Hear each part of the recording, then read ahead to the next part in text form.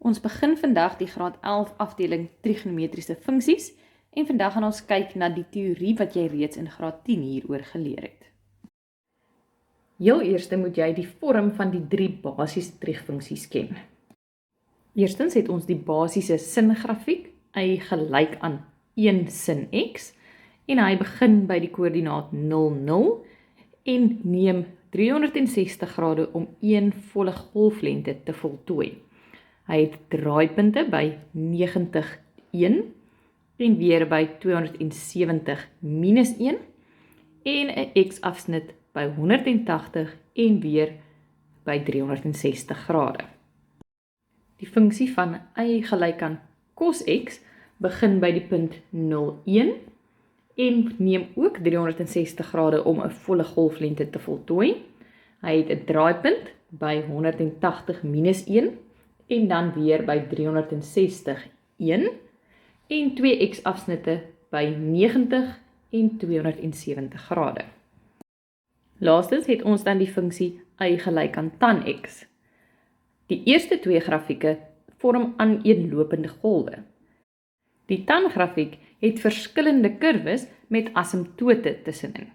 Ek herinner jou dat 'n asymptoot 'n waarde is wat die grafiek nader, maar nooit raak nie, en die tan-grafiek het vertikale asymptote by 90 grade en dan weer by 270 grade. Die rede hiervoor is die identiteit dat tan x gelyk is aan sin x gedeel deur cos x, en wanneer ons na die cos-grafiek gaan kyk, sal jy sien dat cos van 90, sowel as cos 270, sal 'n waarde van 0 gee, wat dan vir die tan-grafiek 'n 0 in die noemer sal veroorsaak. En daarom is daar dan asymptote. Tussen 2 asymptote vorm die tan-grafiek dan sy kurwe, wat presies in die middel van die 2 asymptote die x-as sny, en daardie punt is ook die infleksiepunt, waar hierdie kurwe van konkaaf af na konkaaf op verander. Die volgende x-afsnit is dan by 360 grade en dan natuurlik reeds by 0 grade.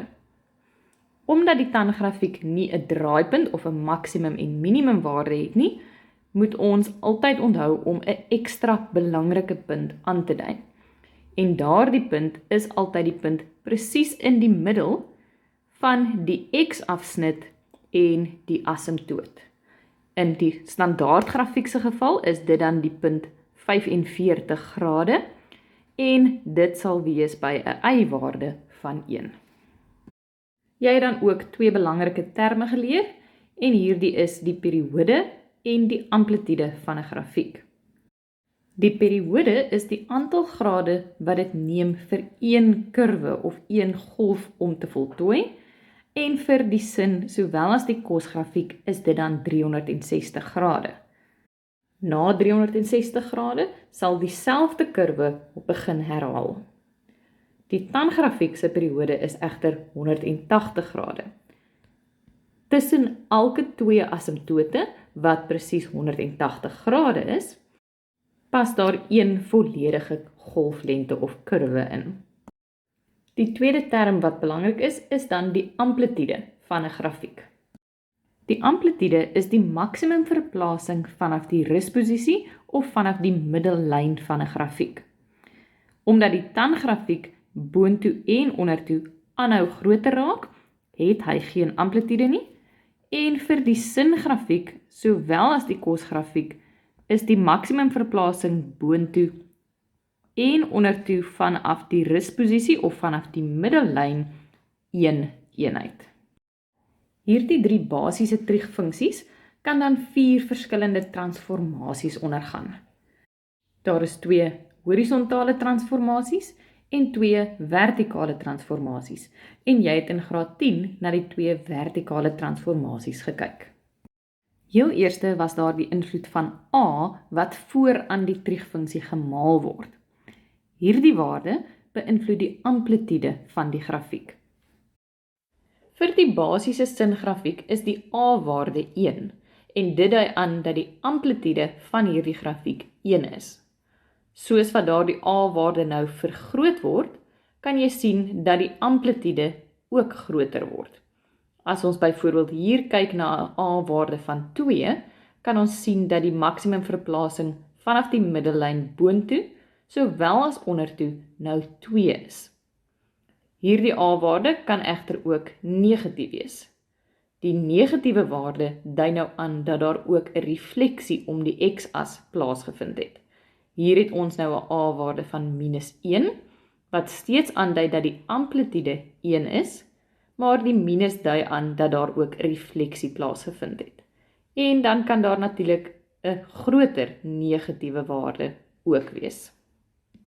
Daarom sê ek weer dat dit belangrik is om die basiese vorm van elke trieffunksie te ken, sodat wanneer ons kom by die bepaling van die vergelyking, jy die verskil kan sien tussen 'n normale singrafiek wat eers boontoe en dan ondertoe draai, en dis eers 'n maksimum en dan 'n minimumwaarde het, en die refleksie hiervan met 'n negatiewe A-waarde wat eers 'n minimum en dan 'n maksimumwaarde het.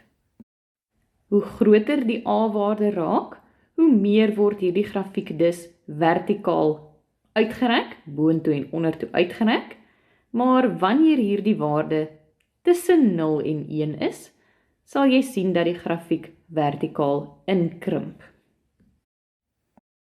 Die D-waarde is 'n konstante waarde wat aan die einde van die vergelyking bygetel of afgetrek word, en hierdie waarde skuif die grafiek op wanneer dit 'n positiewe waarde is en skuif die hele grafiek af wanneer dit 'n negatiewe waarde is. Soos wat die D-waarde groter word, skuif die oorspronklike grafiek boontoe.